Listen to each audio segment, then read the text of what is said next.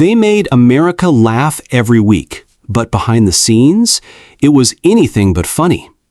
Nancy Kulp and Buddy Ebsen were the heart of the Beverly Hillbillies, a show that charmed millions with its homespun humor and down-to-earth characters.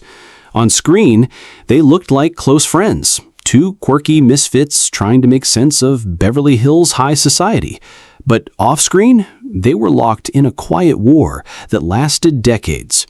This wasn't just a clash of personalities. It was political, personal, and deeply painful. You've probably seen their iconic scenes, the warm smiles, the jokes that still hold up today. What you haven't seen is the tension brewing behind those smiles, the arguments, the betrayal, and the moment it all boiled over in a way that stunned even their closest fans. This is the untold story of a feud that Hollywood tried to keep quiet until it exploded for the whole world to hear. Before the Beverly Hillbillies ever put them in the same room, Nancy Kulp and Buddy Ebsen were already living lives that couldn't have been more different. Nancy wasn't born into Hollywood glamour. She grew up in Harrisburg, Pennsylvania, the only child of a school teacher and a traveling salesman. Her world was built on discipline, education, and ambition. By her early 20s, she'd earned a degree in journalism and was interviewing Hollywood royalty like Clark Gable and even the Duke and Duchess of Windsor. For a while, it seemed her career would stay behind the typewriter, not in front of a camera. Then came World War II. While many women stayed home, Nancy joined the U.S. Naval Reserve, serving her country and climbing to the rank of lieutenant. She was determined, tough, and willing to step into roles few women dared to take at the time. Buddy Ebsen, meanwhile, was cut from an entirely different cloth. Born in Orlando, Florida, he grew up chasing dance instead of deadlines.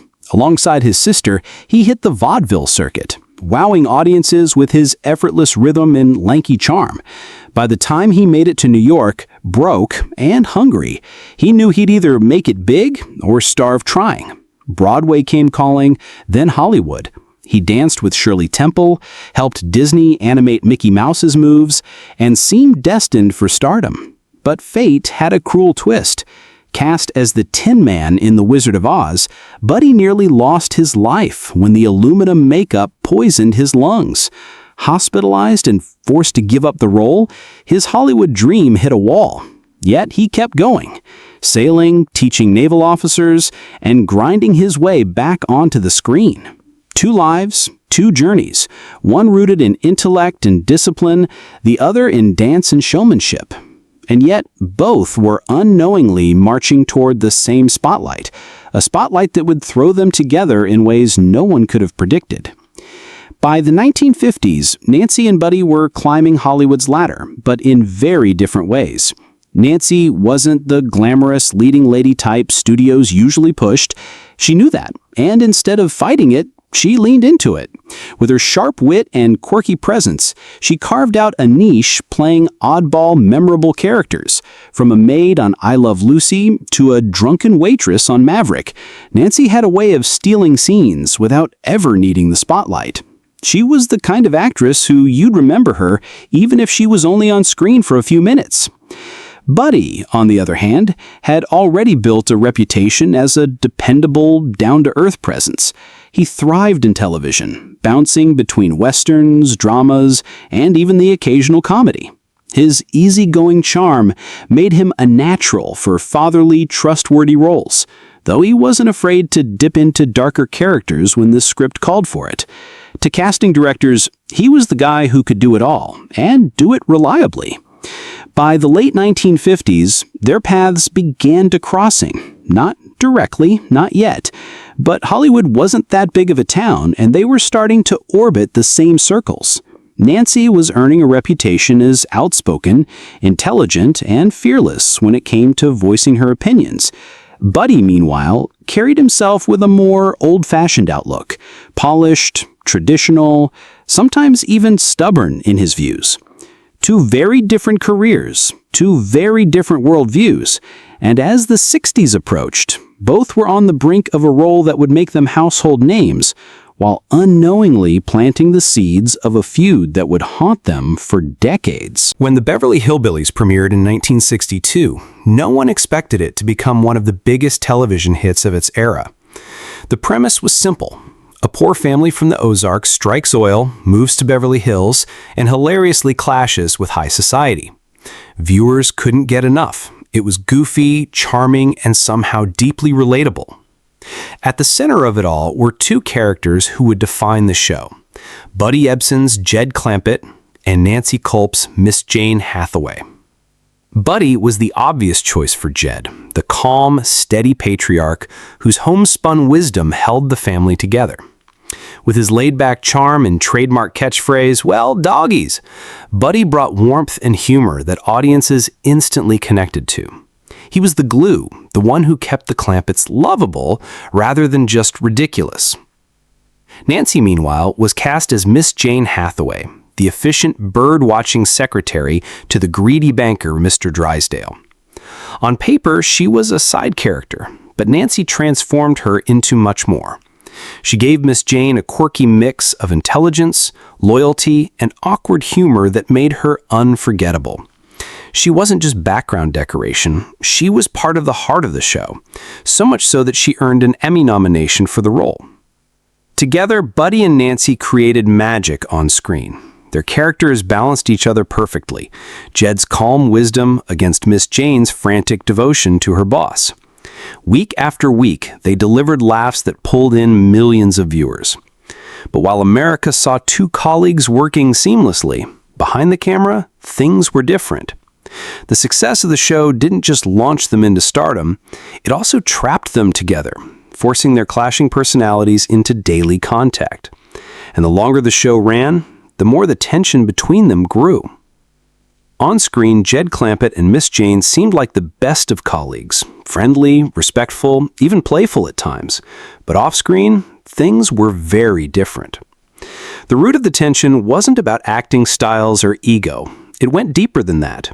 Buddy Ebsen was a staunch conservative, firm in his traditional values, and he wasn't shy about letting people know it. Nancy Kulp, on the other hand, leaned liberal and progressive, with a sharp mind and a willingness to speak her truth. Their worldviews weren't just different, they were polar opposites. According to castmates, the debates between Nancy and Buddy weren't lighthearted exchanges. These were heated, ongoing arguments that sometimes dragged on for weeks. Donna Douglas, who played the sweet and bubbly Ellie Mae, recalled how tense things could get when the two locked horns. It wasn't playful banter, it was personal. Yet, despite the simmering conflict, both remained consummate professionals. They showed up, knew their lines, and played their parts without ever letting the audience see the strain week after week. The laughter on screen masked the silence or sometimes the sharp words off camera. But the longer the show ran, the harder it became to ignore. For Nancy and Buddy, this wasn't just a workplace disagreement, it was a clash of identities, of core beliefs, and neither was willing to bend. And while the tension stayed mostly behind closed doors during the show's run, it wouldn't stay hidden forever. Years later, when Nancy stepped into politics, Buddy made a move that turned their quiet feud into a very public war. When the Beverly Hillbillies ended, the feud between Nancy Kulp and Buddy Ebsen didn't fade away. It just went quiet. For a time, they went their separate ways. Nancy shifted her focus, stepping out of Hollywood and looking for a new purpose. Buddy kept working in television, eventually landing another hit with Barnaby Jones. Even 1984, more than a decade after the Clampetts had left TV screens, their differences exploded in a way no one could have predicted. 1984, at 62 years old, Nancy made a bold move. She ran for Congress in Pennsylvania as a Democrat.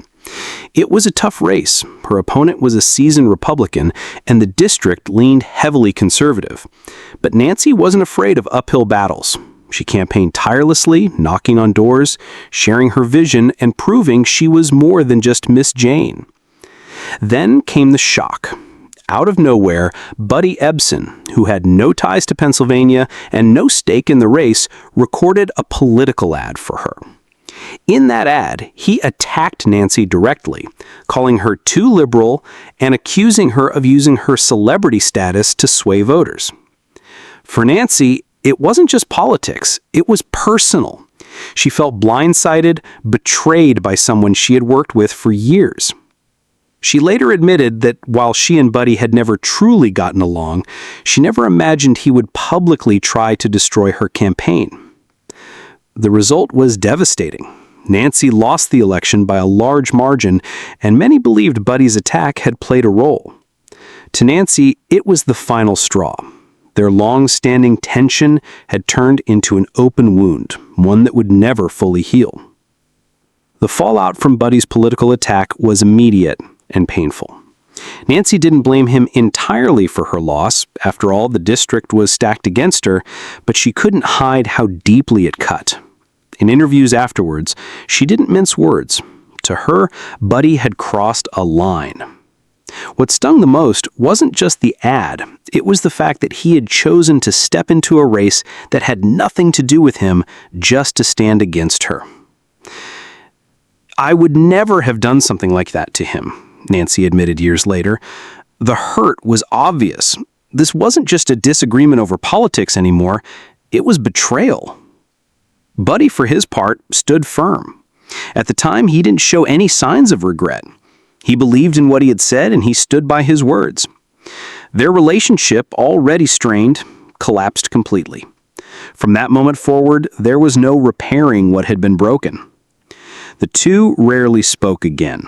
When they did cross paths, it was brief, polite, and distant. The easy camaraderie that audiences had seen on the Beverly Hillbillies was gone for good. And yet, both carried on with their lives. Nancy poured herself into teaching, mentoring young actors, and building a quiet second career outside of Hollywood. Buddy continued acting, writing, and enjoying his later years. Outwardly, they moved forward. Inwardly, the rift remained, an invisible line neither would ever cross again.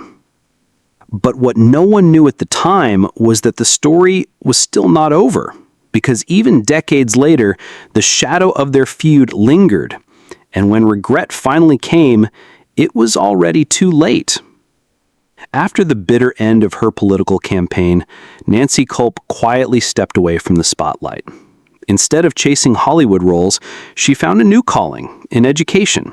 She became an artist in residence at Juniata College, a small liberal arts school in Pennsylvania, where she taught acting and inspired students who often didn't even know they were learning from a former TV star.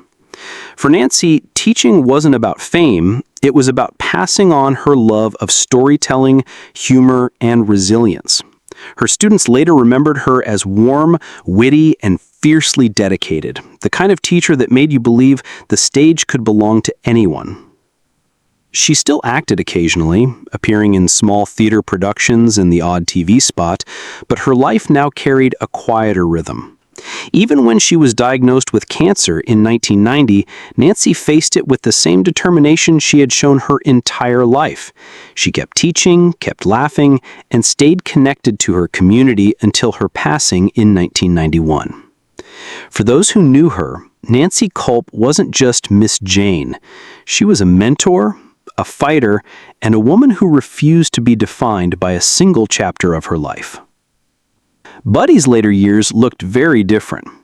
While Nancy found peace in teaching, Buddy stayed tied to the industry that had made him a star. After the Beverly Hillbillies, he enjoyed success in the detective series Barnaby Jones, which gave him a second iconic role. Even in his old age, he embraced the public's love for Jed Clampett, attending events and interviews where he reminisced about the Clampett's glory days. But Buddy was more than just an actor. He was a sailor, a novelist, and a man who loved to create in every form. He spent much of his free time on the water or writing books that blended his imagination with his Hollywood experiences. Surrounded by family and supported by his long marriage to his third wife, Dorothy, Buddy lived a long, full life until his passing in 2003 at the age of 95. And yet, even in those final years, the shadow of his feud with Nancy never fully disappeared. He eventually expressed regret about the political ad that had hurt her so deeply.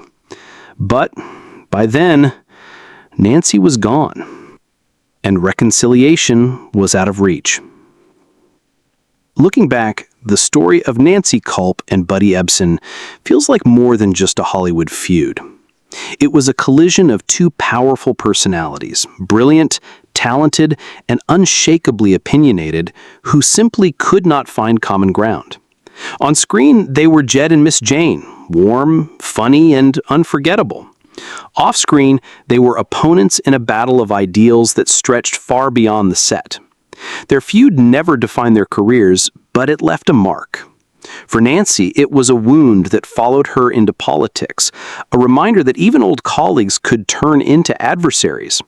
For Buddy, it became a regret he carried into his later years, one that came too late to mend. And yet, despite all of it, their work together remains iconic. Week after week, they created television magic that millions of people tuned in to watch. Generations later, reruns of the Beverly Hillbillies still bring laughter to living rooms around the world. Their on-screen chemistry was so strong, so believable, that viewers never suspected the tension boiling just out of frame.